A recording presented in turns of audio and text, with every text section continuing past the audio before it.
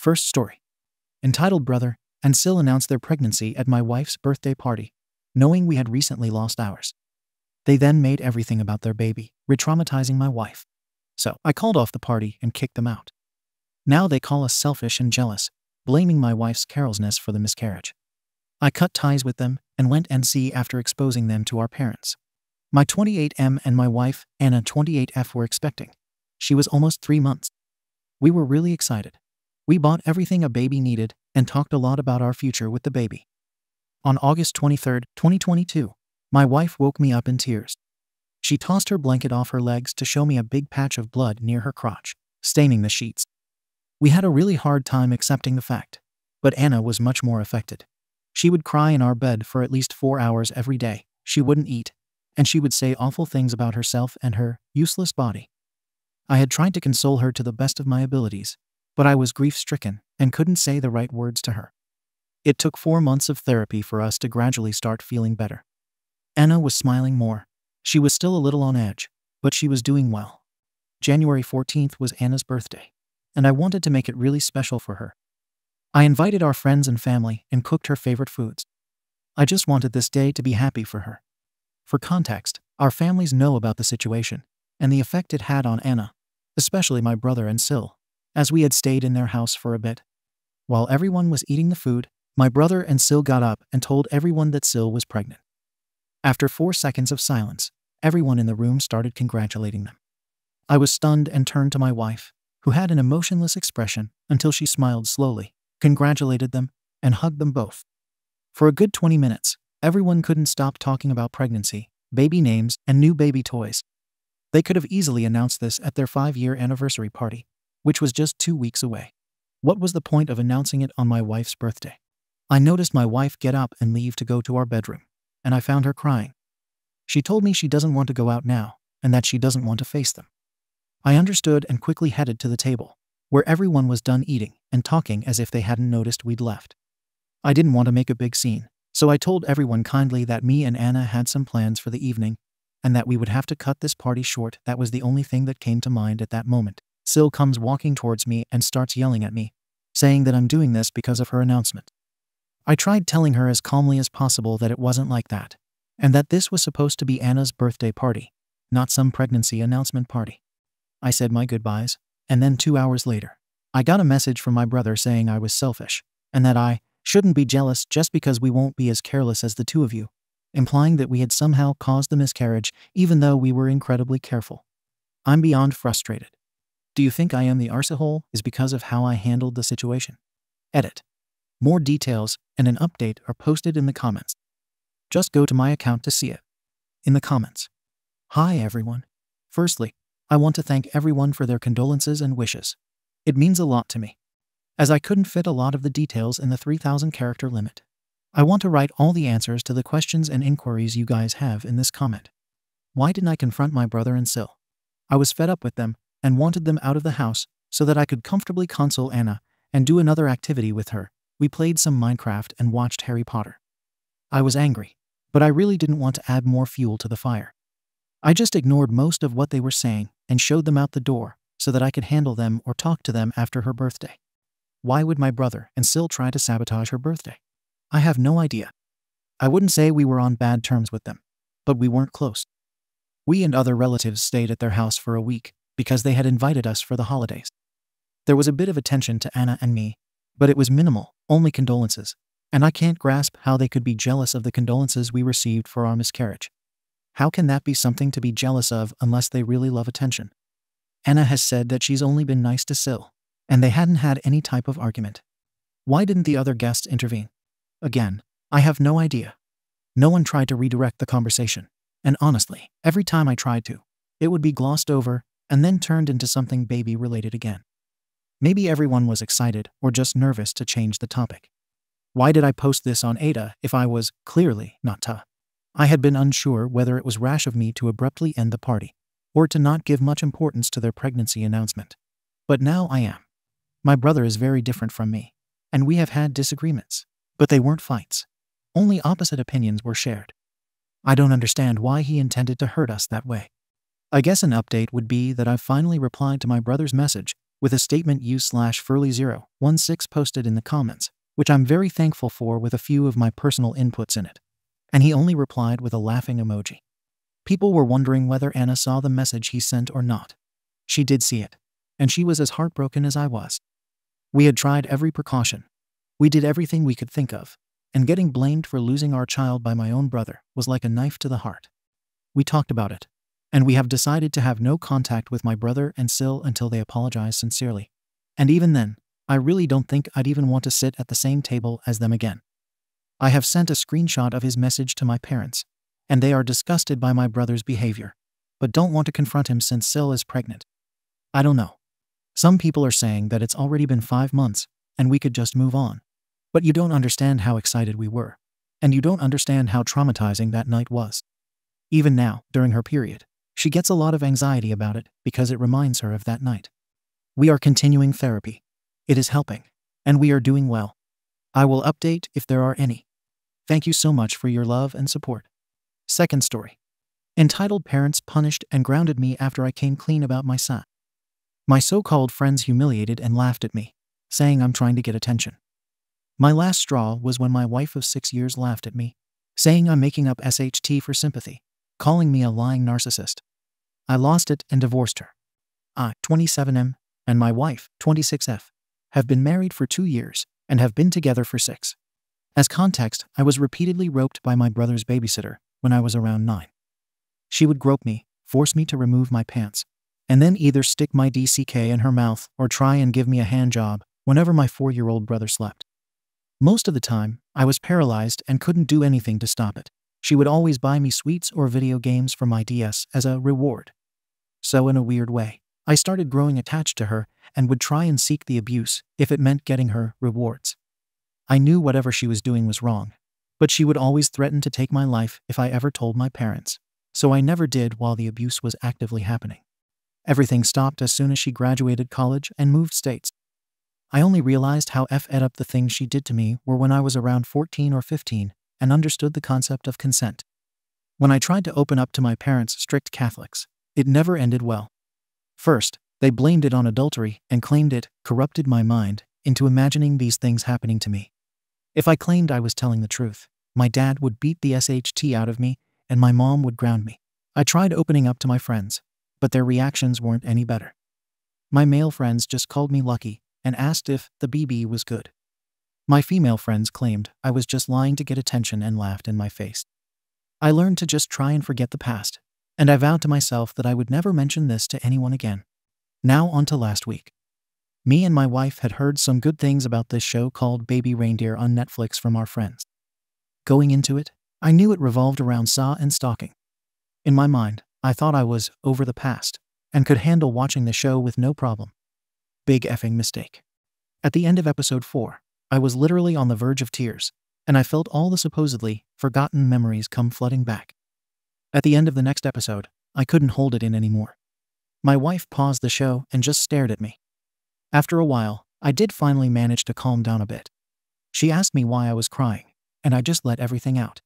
She said she was sorry, hugged me, and we went to bed soon after. I apologized to her the following morning for ruining our night. From the moment I let her know about the abuse, I felt something change in our relationship. No more kisses when I came back from work, and no more initiating anything intimate from her side. She wasn't mean or anything, but I felt like something was bothering her. I tried to apologize for maybe making her uncomfortable, but she would just claim there was nothing bothering her, and I was just being paranoid. Yesterday, me and my wife got into a pretty heated argument about her lying about taking out the trash, but during the argument, she said something that floored me beyond belief. She literally said, "At least I'm not lying about being roped, you effing narcissist." I literally couldn't process whatever just came out of her mouth. She tried apologizing right after saying that, but I just packed a few clothes and left to stay at my friend's house. She has tried calling me several times since, but I haven't bothered picking her up and have blocked her for the time being. I know I might have trauma dumped on her, and I know women aren't into that, but I just want some sort of acknowledgement or support. I don't have anyone left to turn to with this, and that's why I'm posting here. I've had 2 therapists to date, and both didn't seem to help much. My gut is telling me to divorce her, but she's genuinely the love of my life. Throwing away 6 years because of this one moment doesn't sit right with me. But I don't know. WIBTA for divorcing her. Am I actually the arsehole here? I would love to hear some of your guys' opinions on my situation. And if you've read this all the way through, thank you. Update. First of all, I just want to thank everyone for all the amazing love and support. For the first time in my life, I felt heard and didn't just feel like a burden to people. I don't know what I did to deserve any of this, but I just want to let you all know that I'm beyond grateful. As for the update, shortly after posting, I did decide to go back home. I had work the next day and didn't want to burden my friend with my marital issues any longer. Upon coming home, I was met with her screaming at me for just leaving the apartment and ghosting her without having an adult conversation with her. I just let her know how hurt I was by the things she said to me and that I needed some time to myself to gather my thoughts. She tried arguing back, saying that there was nothing to think about and that I was being an immature crybaby. From that point on, we have barely been on speaking terms. I know a lot of people are going to be mad at hearing this, but the longer I thought about my marriage and my wife, the more I wanted to give her another chance. She wasn't perfect by any means, but neither was I. A lot of my past relationships ended as a result of my past catching up with me, but I really want to change it this time. She isn't the first partner or friend to have this type of reaction to what I went through. I know it's tough, but I feel like I just needed to bite the bullet if it meant keeping my sanity. I didn't want to start over again. After we somewhat started talking to each other again, I sat her down for a serious conversation and let her know again how hurt I was by everything she said. I let her know about all the ridicule I suffered as a result of me opening up, and her having the same reaction just reopened unhealed wounds. She just kept quiet until I mentioned couples therapy. She then started crying, but not for the reason I thought.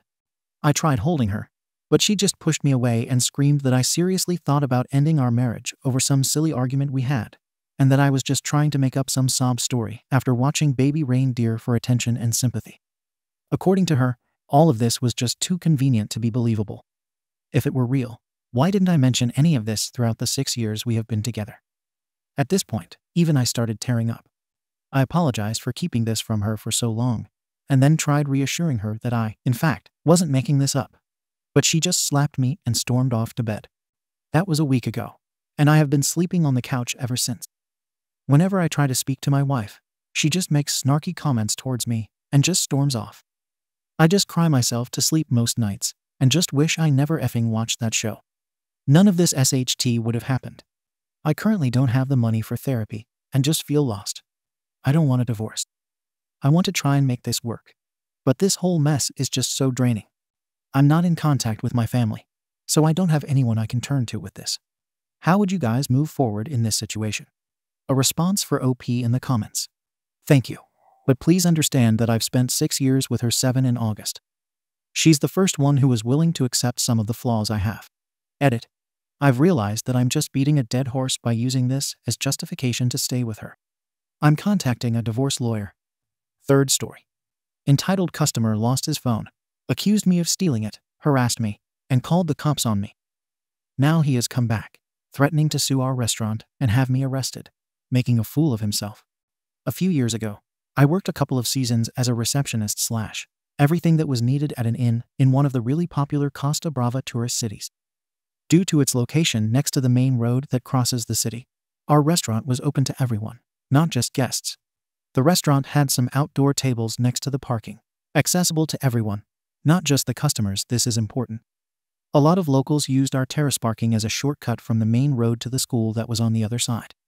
We were also the first restaurant that people going to the regional hospital would find. Due to that, every morning we had the ambulance crews eating breakfast. We liked them. They all knew us, and my manager very often would make them some discounts. They didn't want us to give them free things. Several times we had them leave in a rush because they got a call. They would eventually come back later to pay for everything, apologizing that they left without paying. We always told them not to worry about that. Our relationship with most of them was great. Most because of that one man CG from now on, for crazy guy. One day, CG and his colleagues came to eat lunch after work. It happened to also be one of the busiest days in the restaurant and the inn. So our attention was split between attending to the customers at the tables, at the bar, serving food, clearing tables, and accepting customers into the rooms. Usually we try to clean the tables shortly after the customers leave, but that day was chaotic. We were understaffed and started to be overwhelmed. Even the kitchen staff had to go out sometimes to help clean the tables. So with all that going on, we didn't even notice when the guy paid and left with his friends. Now, to the main event. Apparently, he forgot his phone on their table outside, the closest table to the open sidewalk. We had signs stating that we were not responsible for lost items. He came the next day, in his paramedic uniform, asking if we had found his phone. I calmly told him that I personally have not, but will ask my colleagues if they have. I checked the lost items box, but nothing was there, nor have any of my colleagues found anything. So I went back to him and explained that, unfortunately, we have not. At this point, he dropped his nice guy facade and started yelling at me, saying, "CG, you don't respect what we do for you. I'm sure that you decided to keep the phone for you because you don't earn enough to afford one. You filthy thief.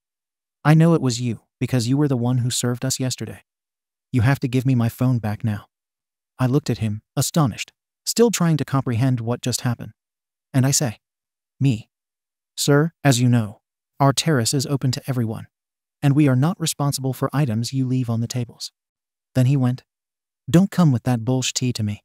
I know you pick up items from the tables when people leave them." Yes, that is if we spot them. Unfortunately, yesterday was a really busy day, and we weren't able to keep up with the cleaning, so we didn't see what was left on your table. That is, of course, if anything was left there. CG didn't like my answer. "How dare you call me a liar? I come here to eat every day, and you offer me this SHTTY service. I'm going to sue you unless you give me my phone back." I see that you don't understand. I can't give you something we don't have here. CG. "Fine, you wanted it," he said as he stormed off. I thought that was it. My colleague looked surprised at me, and the couple of locals sitting at the counter drinking their beer were also confused. I just got my coffee and went for a break. A day has passed, and I was doing the closing shift. We closed the restaurant at 11 p.m. when this guy showed up 5 minutes earlier. "CG, have you found my phone yet?" "I told you that I can't find something that is not here." Suddenly, he decided to act calm. "CG, I'm not interested in the phone itself, but on it I had pictures of my children and our trips. If I don't get it back, I will lose that. That is really sad. I wish I could help you with that. Trust me, if I had found the phone, you would get it back." Dropping his act. "CG, you clearly don't care about customer service. You only care about the money. You took my phone and sold it somewhere. I want you to give me my phone back now, or I'll take legal action." At this point, I was done with his SHT. "Perfect, go ahead, as long as you leave now because it's past closing time." He left quickly, mumbling under his nose. The next day was Sunday. I came to the restaurant for my evening shift, knowing that the next day I had to open too. Usually this doesn't happen, unless it's an emergency because it requires the person that closes the inn to sleep at most 4 hours, because we open at 6 a.m. and closing requires staying a couple of hours after closing to get everything ready for the next day. On Sundays, the owner of the company comes to eat lunch here with his family. He usually sits close to the register to keep track of everything and make sure there's no problem. It's a really calm day. We have only a couple of tables in the restaurant, plus the owner's table. 30 minutes into the shift, CG appears again. He goes straight to the counter and starts his sermon. "CG, are you ready to give me my phone back?" I keep on telling you for the last 3 days that we don't have your phone here. If you left it outside, it's your fault. CG, you all are going to regret this. I know the chief of the police. He's going to send the whole CSI here, and they'll find my phone. Your restaurant is going to be closed down.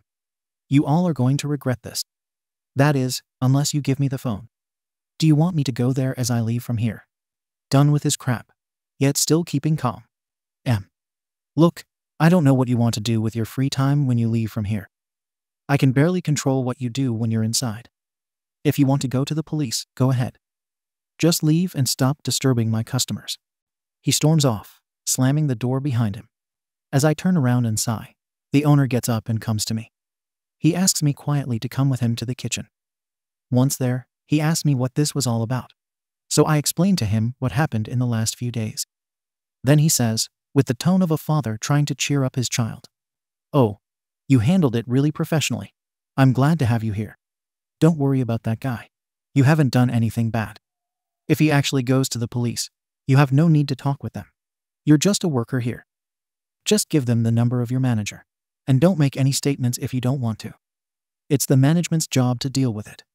A few minutes later, the owner left with his family, and my colleague and I returned to our jobs. 2 hours later, the front door opens, and 2 police officers, with clear signs of being annoyed for having to leave their desks to deal with something, enter the restaurant. They come to the counter, and I approach them. Po. Do you know what we are here for? I have a slight idea, but it will be better if you tell me, officer. Po.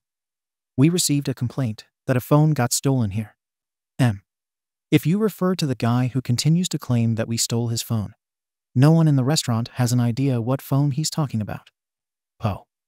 Well, the problem is that the phone has to appear and be returned to him. Or else, someone will have to be charged with theft and illegal appropriation. At this point, I've seen where this is headed, and I was too tired of dealing with this matter. Look, officer, I'm just a simple worker here. Since you're threatening the company with legal charges, I will give you the phone number of my manager. I will not say anything else regarding this matter to you. I gave them the number, and they thanked me and left. I poured myself some coffee and started to drink it. One of my usual customers sitting at the counter looked at me and said jokingly with his half-drunk voice, "You're going to go to jail, TheFallenPolish." We laughed for a moment, and I went back to work. Fortunately, CG didn't come back anymore, and no more police came that day. I seriously thought I had finally gotten rid of the guy. Silly me.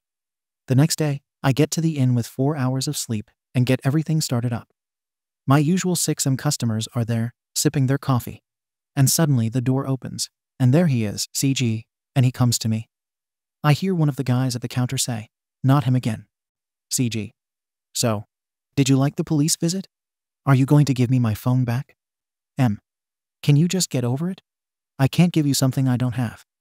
I keep on telling you this since last week. CG. I'm going to tell everyone not to come here. All you do is steal from your customers.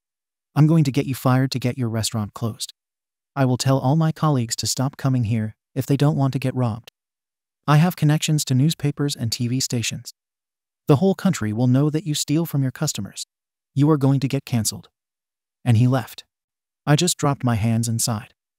The same customer from yesterday said, "TheFallenPolish seems like you're going to be famous." I laughed and continued with my duties. At 9 a.m., my manager came to work. As he was checking the bookings in the system, I approached him. The guy from the phone was here this morning again. He said that he'd go with the story to all the newspapers and TV. He'll make sure everyone knows how we treat our customers. My manager looked at me and started laughing. That's a great, free advertisement for us. We never heard of him again. The ambulance crews kept coming, and the threats remained just that. Threats. TLDR. A customer leaves his phone on the accessible outside table at my restaurant, thinks we stole it, and wants to sue me and the restaurant I work at for it. After a few days of harassing us, his threats stopped. Thank you for watching the video. If you are interested in listening to these kinds of stories, we've got more in store for you. Simply subscribe to our channel, hit the like button, and share it with your friends.